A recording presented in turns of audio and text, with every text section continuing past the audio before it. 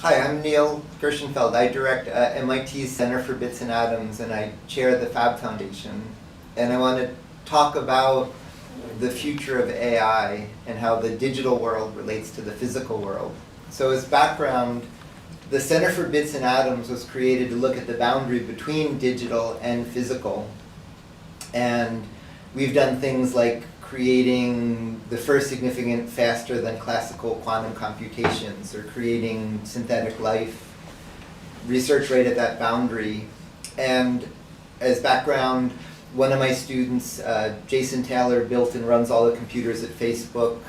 One of my students, Rafi Krikorian, built the computers for Twitter and then led the reboot of computing for the Democratic National Committee. One of my students, Ben Recht, won the Test of Time Award from NIPS, the big annual AI meeting. And all of that, I'm not really a computer scientist, and they're not computer scientists, but they could do that because they learned how to believe in physics, not computing, in a sense. Because computer science, the theory, violates laws of physics. And once you understand how they relate, you can do the kind of work I'm describing. So with that background, it appears we're now in an AI revolution. That's what this meeting and a lot of attention is about. But it's important to be aware that we're really in about the 5th boom-bust cycle, that there have been these cycles of AI is going to solve all the problems, then AI is going to fail, then it's going to solve and fail. And we've been through about 5 of those. What that boom-bust misses is the scaling. And so year by year, processors have gotten faster, the memory you can process has increased, the data you can store has increased, the data you can collect over networks has increased. And so when you add all of that up together, what it means is a brain does about 10 to the 17 operations per second, if you count the number of neurons and the rate they fire. And a supercomputer now today does about 10 to the 17 operations per second. And so the computers have caught up to a brain in the number of operations they can perform. And we would be fundamentally derelict in our duty if at that point the computers weren't beginning to do things comparable to the brain. The real thing that happened wasn't a breakthrough. It was the steady scaling increases so computers are matching the complexity of our brain. That's what's really leading to the results in AI today. The steady scaling in processing speed, storage, networks. But AI has a mind-body problem because it doesn't have a body, essentially. And so what's missed in those numbers is the supercomputer doing 10 to the 17 operations a second is made out of about 10 to the 17 parts, if you count, so 10 followed by 17 zeros, if you count the transistors. A billion-dollar chip factory can make that many transistors in a month to produce all the parts you need.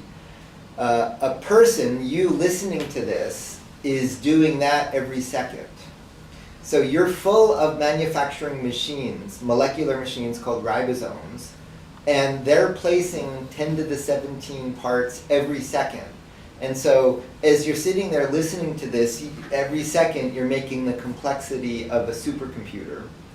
And that's done at the heart of that is through a process called morphogenesis, which is how genes give rise to physical form.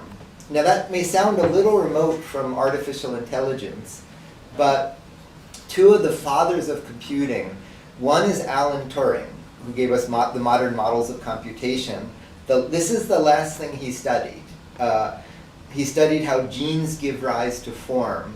And John von Neumann, who gave us modern computer architecture, the last thing he studied was self-reproducing machines, how a machine can communicate a computation for its own construction. And so this is the literal mother of all AI problems. It's the evolution of AI itself. How did intelligence create intelligence? And that didn't come from the brain thinking. It came from molecular intelligence. And so the way morphogenesis works is in one of the oldest parts of the genome, there's a program. And in the sense you think of as a computer program, but it's a computer program that gives rise to form. And so your genome doesn't store things like you have 5 fingers. It stores a program that produces 5 fingers. And that may sound like a detail, but it's profound. One reason is a billion bases in your genome can specify 1 trillion cells. But the deeper reason is almost anything you did to the genome would either be fatal or inconsequential. But changes to these developmental programs are interesting. You can go from 5 to 6 fingers, or fingers to webs, or walking to flapping. And this is exactly the heart of AI. So what AI does is find representations. How you search for data hasn't really changed. What these AI algorithms do is represent where it's an interesting place to search. And so in the same sense, evolution searches over programs that create life by finding a beautiful representation for this evolutionary search. And so this was the breakthrough of the year last year in science, according to Science magazine. And it really is artificial intelligence, but it's natural intelligence. It's embodied in your molecules, and it's what creates life. It's what creates our intelligence. So now, the connection to this meeting and the heart of what I want to talk about is to look now ahead at the scaling. And so we're really living through a third digital revolution that unites the first two. So the first one was in communication. We used to send analog waves down a wire, and they degraded with distance. Claude Shannon showed if you communicate digitally, if the error is below a threshold, the noise reduces exponentially. And what that means is unreliable devices can communicate reliably. And that observation gave us the internet. John von Neumann built on that to show you can have an unreliable computing device, but it can do a reliable computation, again, by detecting and correcting errors. So the first two digital revolutions were digital communication and computation, which at heart means reliable operation with unreliable devices. That was kind of enshrined in what came to be called Moore's Law. Gordon Moore, one of the founders of Intel, in 1965 plotted 5 data points for the transistors on a chip, and he showed if you take the logarithm, they line up on a straight line, and a straight line on a logarithm plot means something is doubling. So it's going from 1 to 2 to 4 to 8. And so he saw it looked like this was doubling, and he projected, what if that happens for 10 years? And in fact, his projection was wrong. It went for 50 years. And so that came to be known as Moore's Law. And the scaling of Moore's Law is what's led to the digital revolutions transforming the world. And it led to the scaling I described that led to computers matching the complexity of, reaching the complexity of a human brain, the largest computers. So the heart of what I want to talk about is the same thing is now happening for going from digital to physical. And this has come to be called Lass's Law, after Sherry Lassiter, somebody I work with. And so we actually have more data than Gordon Moore had to see the same sort of exponential scaling, but now not in digital computing or communication, but in digital fabrication, crossing the boundary from digital to physical. And so to look at the history of that, MIT invented computerized manufacturing in 1952. But that led up to the state-of-the-art manufacturing today, the most advanced things like 3D printing, but those are all analog. The computer is digital, but there's no information in materials. Life, 4 billion years ago, evolved what I described of this process of genes giving rise to form. That's truly digital in the sense of digital computing and communication. And so you can program that directly. My lab was part of a collaboration creating fully synthetic living organisms. But we're learning how to do that in inorganic systems, in engineered materials. And so to trace what that history looks like, around the same time MIT had made that first computerized manufacturing machine, it made a computer called the Whirlwind, a few blocks from where we are sitting right now. The Whirlwind filled a building. It was 2 floors of a building, and it was the first significant real-time computer, a computer that could respond not to a batch of operations, but in real time. And you could trace really all modern computer operating systems grew out of that project. It was very important historically. And there was just one of those. It fills a building, it's the size of a planet. In the same sense, the first computerized manufacturing, there was one of those, $1 million initiative. The Whirlwind got transistorized at MIT. It was commercialized as the PDP, that was a mini computer. And mini computers historically went from filling a building to filling a room. So it would fill about a room of this size. It would cost maybe $100,000, weigh a few tons. And so that was much too big for an individual, but it was smaller than a whole organization. And on mini computers, that's when the internet, email, video games, word processing, all the things you do with modern computing happened when computers reached the level of a work group. The analog for that, for this digital fabrication revolution, is something called Fab Labs, and in a moment I'll tell you much more about that. So to continue tracing, the mini computer that cost $100,000, there are about 1,000 of them, thousands of them, and that's roughly 1 per city. What came after that were hobbyist computers that weren't useful, but they were personal, and Microsoft and Apple and all of those companies grew out of these first hobbyist computers. And so there were millions of those, roughly 1 per town, and the analog to those isn't just using a machine to make things, but it's actually machines making machines, Fab Labs making Fab Labs. Then the computers became truly personal in the era of PCs and smartphones, and there are now billions of those, as many as people on Earth.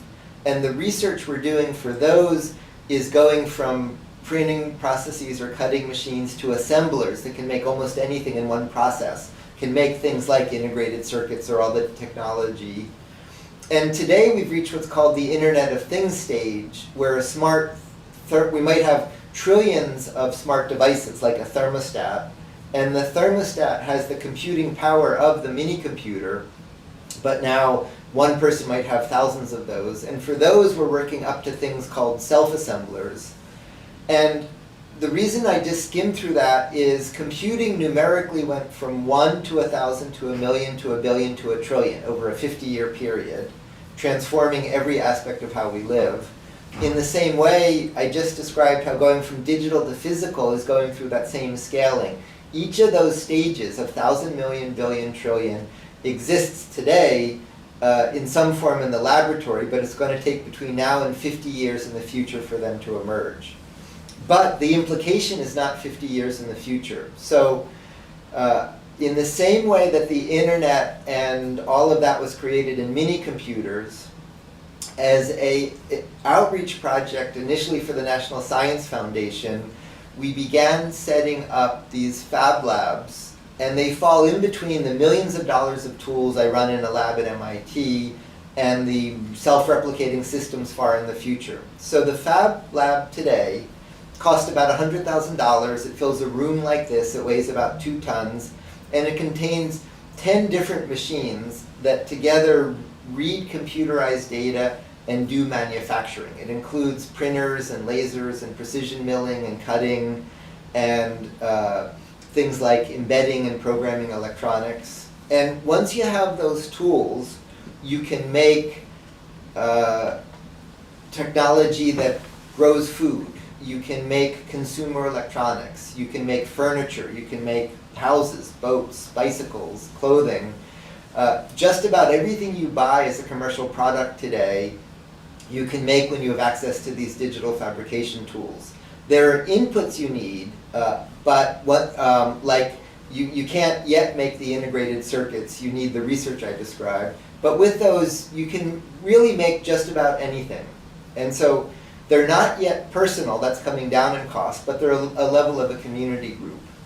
And the dramatic thing that happened is we set up a few as an outreach project, and then they've been doubling for the last decade. Every year and a half, the number of these labs doubled. There's about 1,500 now, and they range from as far north to the top of Norway to the bottom of Africa. They're in rural India. They're at the bottom tip of South America. They're in favelas. They're in just about every sort of setting. And so in the same way that Africa got to skip landline phones and largely go to mobile phones, a significant part of the world is skipping the Industrial Revolution and going to this distributed manufacturing. And that in turn has a number of profound implications. One is for education. So behind me is MIT's campus, which was added up a few years ago to businesses spun off from here are the world's 10th economy. It falls between the economic output of India and of Russia from these just few square blocks. It's not because the people here are unusually smart, it's that this is a productive place for them to flourish. And what we're finding is these fab labs all over the world are attracting exactly that profile of bright, inventive outliers, exactly the ones we see here, but now in rural African villages or in Arctic towns. And so we started a program called the Fab Academy, where instead of traveling a distance to a central campus like this, or instead of looking online at a screen, students have peers in work groups with mentors and machines locally, and we connect them with video and content sharing to make an educational network, a distributed educational network that's really growing to tap the brain power of the planet. And so that was one unexpected thing. And then another unexpected thing is the implication for economies and for cities and countries. So Barcelona, for example, has a great design sense, but over 50% youth unemployment. A whole generation can't leave home and work. So my counterpart there, Vicente Gallart, became the city architect, the planner of Barcelona. And he started setting up fab labs in districts around the city. So in the same way you expect the city to provide clean water or electricity, the city is now providing the means to make, the means to produce as part of urban infrastructure. And that launched a Fab City initiative of many cities around the world, of Detroit or Oakland or Mexico City or Seoul, signing up to this Fab City initiative to turn their consumers into creators with the means to produce. On the scale of a country, Bhutan, for example, is based not on gross domestic product, but on gross national happiness, which doesn't mean they're happy, but it means they measure well-being as the output of the economy. So it's a profound initiative on the scale of a country, but they were limited physically by buying crap trucked in from India and China. And so we're working closely with Bhutan to deploy these labs throughout the country to take gross national happiness and make it physical. And so among the most sensitive issues right now in the world are diverging income inequality, tariffs, economic races to the bottom, all that package of news. And if you think about this connection of once you can go from digital to physical, it's fundamentally an end run around it. So digital fabrication is not separate, it completes the first two revolutions. Digital computing is the means to think. Digital communication is the means to message. Digital fabrication lets bits become atoms and atoms become bits. And so if you go into a fab lab and you produce the sort of things you see me around in this office in the lab, it fundamentally changes a series of assumptions. At the heart of these battles of income inequality and tariffs and taxes and all of that is the assumption that you need a job, you need a business to have a job, to have work, to get money, to then be able to purchase something. If you can go into the lab and make something, it fundamentally changes the equality of all of those things and really in a way does an end run around it. Now it's not utopia, But if you think about the democratization that's happened in computing and communication, it does the same thing. So you could make something for yourself, you could make it for your community, you could make it for your town. A wonderful group of Fab Labs in Detroit, run by Blair Evans, called Insight Focus, has an explicit model of a third of the time in the lab is for traditional economic activity for money. A third is for a post-salary economy that involves barter and exchange and community infrastructure. And a third, like Bhutan, is economic activity, but not for money, but for enrichment, transformation, for improving yourself and your community. Really revisiting these very basic assumptions about what is an economy, what is work, what is money, how do you meet people's needs. In a way, it's a very old idea to break global supply chains and consumption, but it rests on the ability to think globally, to be part of these global networks, but fabricate locally. So in the first two digital revolutions, it took us decades. You could take Gordon Moore's plot in 1965, but it took us decades to catch up to spam, fake news, viruses, differences in access to computing. We don't need to wait a few decades now. We have a moment right now where we can shape how this revolution is going to unfold. And there's very interesting data points for that. In the US Congress, in the House, Representatives Foster and Massey, and in the Senate, Senators Van Hollen and Murkowski are introducing a bill to do in the US what Barcelona did, which is universal access to digital fabrication, a new notion of a national laboratory made out of connected local labs. And so in a world where you do that, a lot of what a government does today you don't need. If you just make a product in the lab, the way it's done today, it comes in, say, in a ship to a port, you need somebody to build the port, you need to figure out how you tariff the thing coming in, then it needs to go down, say, to a train, then it needs to go to a highway, then it needs to get to a building, and then you need a cash register and you need to account for the sale. If you just make it for yourself, you eliminate much of that global supply chain and much of the function of what a government does. On the other hand, if you have the ability to do it yourself, you need a whole bunch of new functions government doesn't do today about empowering and enabling this to make it efficient, effective, safe, and all of that.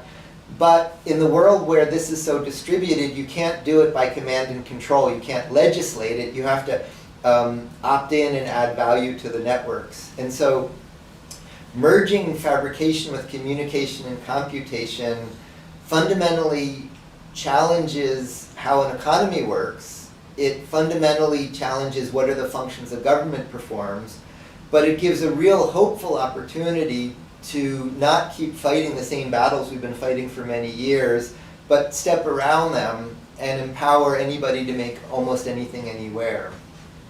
So now to step back and conclude, I started by talking about foundations of computing and how it's led to what seems to be a breakthrough in AI.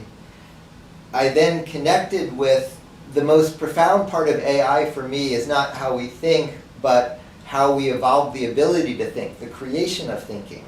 So not just AI, but the AI that creates AI. That involves intelligence, but it's not simply software. It's a molecular intelligence that goes from digital to physical. We're now learning to build that technology ourselves. It's growing exponentially, and it's one of the most significant and disruptive things I know for the future of the planet. To do that, we've been initially frustrated by working with schools for education and nonprofits for aid and governments for governance and businesses for economy.